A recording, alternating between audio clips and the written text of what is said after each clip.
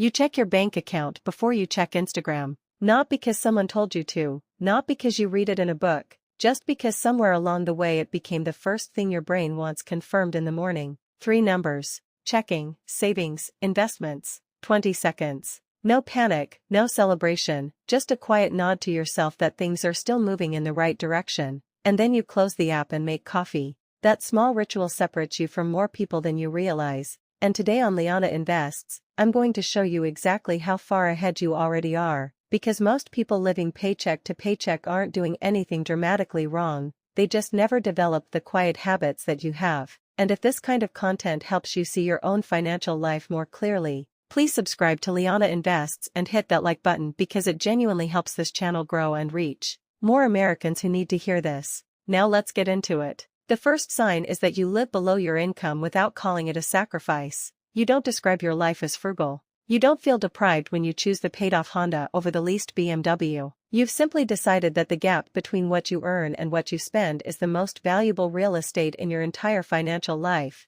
and you protect it the way other people protect their weekends. According to the Bureau of Economic Analysis, the personal savings rate in early 2026 sits at roughly 4.4%, and the average American household carries around $6,500 in credit card debt at 22.4% interest. You are not in those numbers, and if you ever were, you climbed out with intention rather than waiting for a miracle to fix it. The second sign is that you've automated your savings so completely that you almost forget the transfer happens. The money moves on payday, before your checking account ever feels full, before lifestyle has a chance to absorb it, before your brain registers it as available to spend. Fidelity's third quarter 2025 data shows the average total retirement savings rate sits around 14.2% when employer matches are included, but 88% of 401k participants have access to a match, meaning millions of Americans are leaving free money untouched every single paycheck. You are not one of them. You decided once, you set it up once,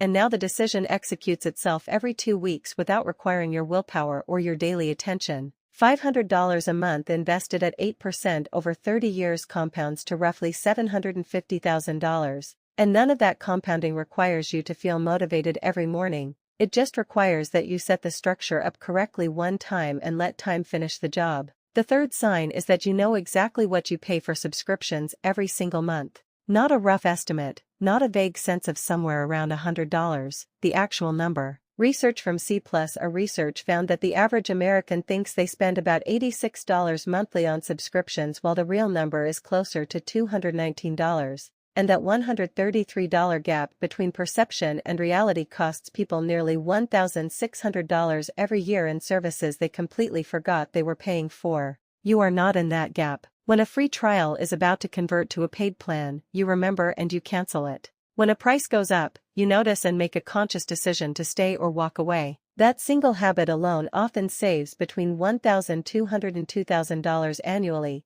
and $2,000 a year invested at 8% over 25 years grows to roughly $146,000. Knowing exactly what you pay for is not a small thing, it is a foundational thing that most people skip entirely. The fourth sign is that you chose housing that gives you breathing room instead of stretching for the most expensive home the bank would approve. The Atlanta Fed's Housing Affordability Monitor shows that the median household now spends close to 48% of income just to own a median-priced home in America. 48%. Nearly half of every dollar earned going to a single line item every month. You looked at that math and made a different call. Maybe you bought $200,000 below what you were approved for. Maybe you stayed in a rental longer than your peers thought made sense for someone your age. The difference between a housing payment that stretches you thin and one that doesn't creates flexibility across every other financial decision you make for the next decade. $2,000 a month in payment difference, invested at 8% over 25 years, grows to roughly $1.8 million. The smaller house did not limit your life, it funded your freedom in ways the bigger house never could have. The fifth sign is that you measure raises by how much more you save, not by how much more you get to spend. When most people get a promotion, the extra money vanishes within 2 months into a slightly nicer apartment, a newer car, better restaurants, a more expensive wardrobe, and upgraded vacations. Within 1 quarter, the higher income feels completely normal and the same financial anxiety returns at a higher baseline than before. Goldman Sachs research found that 41% of Americans earning between $300,000 and $500,000 a year still live paycheck to paycheck, and 40% of those earning above $500,000 report the exact same experience. These are not people who lack income. They are people whose lifestyle inflated fast enough to consume every dollar of every raise they ever received throughout their entire career. You handle raises differently. Your lifestyle stays roughly anchored while your investment contributions grow with every income increase. Each raise widens the gap between what you earn and what you spend, and that widening gap is exactly where real wealth gets manufactured over time. The sixth sign is that you can say that's not in my budget right now without apologizing for it or explaining yourself for 20 minutes afterward. Most people will go into debt to avoid the social discomfort of declining a group dinner, a destination bachelorette party, or a weekend trip that would cost $1,200 they would rather put into their brokerage account. The pressure to perform financial wellness for friends and family is real, it is powerful, and it silently destroys the long-term finances of people who care more about how they look than where they are actually going. You have moved past that. You suggest a different restaurant when the chosen one is overpriced. You send a thoughtful gift and skip the destination wedding without guilt. You decline the weekend trip and you do not spiral into justification. The boundary becomes invisible over time because people eventually stop pushing against something that simply does not move. The seventh sign is that you understand the real difference between gross income and free cash flow, and you make every meaningful financial decision based on the second smaller number. Someone earning $90,000 a year, after federal taxes, state taxes, FICA, health insurance premiums, retirement contributions, housing costs, transportation, and groceries, might be working with only $1,700 a month in genuinely discretionary cash.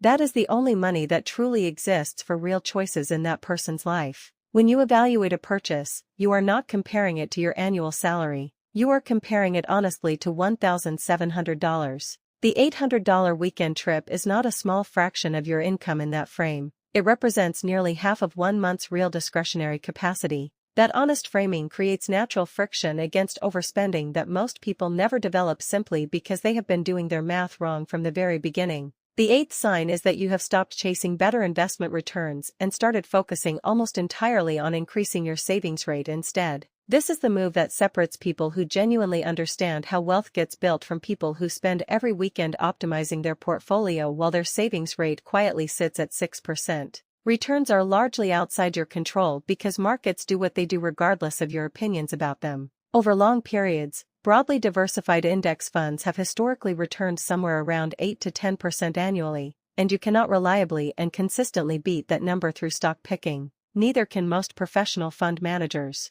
But your savings rate is entirely within your control, and the math on it is genuinely staggering once you see it clearly. Someone earning $75,000 who saves 5% puts away $3,750 a year. Someone with the identical income saving 25% puts away $18,750. Over 30 years at identical 8% returns, the first person accumulates roughly $460,000 and the second person accumulates roughly $2.3 million.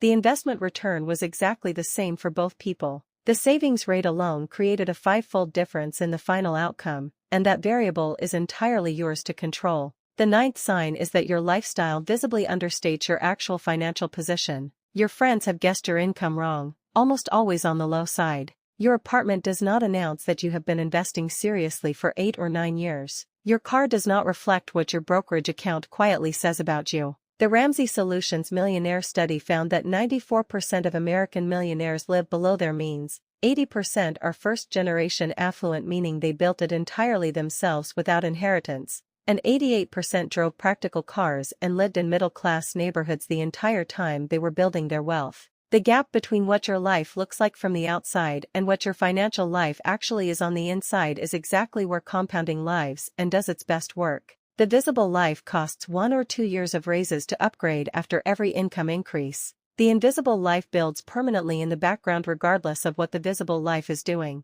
The 10th sign is that you think about wealth as freedom of refusal rather than accumulation of visible things. Most people measure financial success by what they have: the car, the house, the vacations, the watches, the visible markers that signal to others that they have figured something out. you have quietly shifted to a completely different metric. Wealth is the number of situations in which you can say no without consequences. No to the toxic manager whose job you genuinely cannot afford to leave. No to the relationship that has become financially extractive over time. No to the housing market when prices are completely irrational. No to the family obligation that would wipe out your emergency fund in a single month. No to the career path everyone expects because it pays slightly more in the short term. Each no requires financial margin to exist behind it. The person living paycheck to paycheck has almost none available to them. Every area of their life arrives with implicit pressure to comply and say yes because saying no would create immediate hardship they cannot absorb. You have built margin deliberately and consistently over years. You can wait. You can walk away. You can refuse things that are genuinely wrong for your life, and you can do it without the timeline being dictated entirely by financial desperation. That is the actual product of every habit on this list, not the account balance, not the investment return, not the net worth number on a spreadsheet. The freedom to say no to things that do not belong in your life. The 11th and final sign is the one that makes every other sign possible, and it is the simplest one on the entire list. You check your accounts regularly without spiraling into anxiety about what you might find. You look at the numbers often enough that you would notice a problem within 24 hours of it appearing. You know your checking balance roughly at any given moment during the month. You can estimate your investment accounts within a few $1,000s without logging in. You are not obsessive about it, you are simply aware, and that awareness is rarer than almost any other habit on this list. Researchers at Princeton and Harvard have documented what financial avoidance does to cognitive function over time. People under chronic financial stress show measurable reductions in mental bandwidth and decision-making quality. They tunnel into short-term survival mode and cannot think strategically because their brains are too busy managing the background anxiety of not knowing what the numbers say. The simple act of regular neutral observation of your own finances breaks that cycle completely.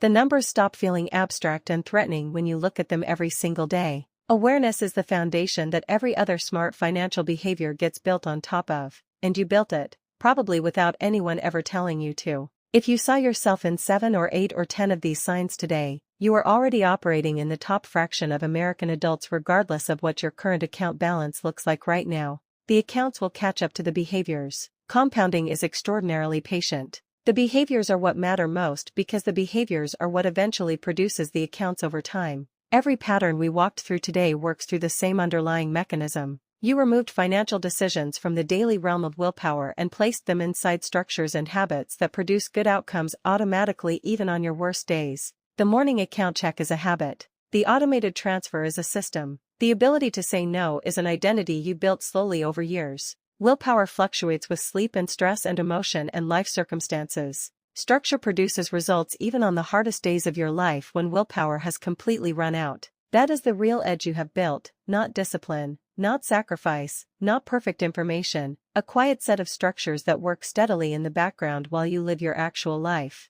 Keep building, keep watching, and if you got something valuable from today's video, subscribe to Liana Invest so you never miss a video because I upload every single day. And if this one hit different for you, a like takes literally 2 seconds and it helps more Americans find this channel when they need it most. See you tomorrow.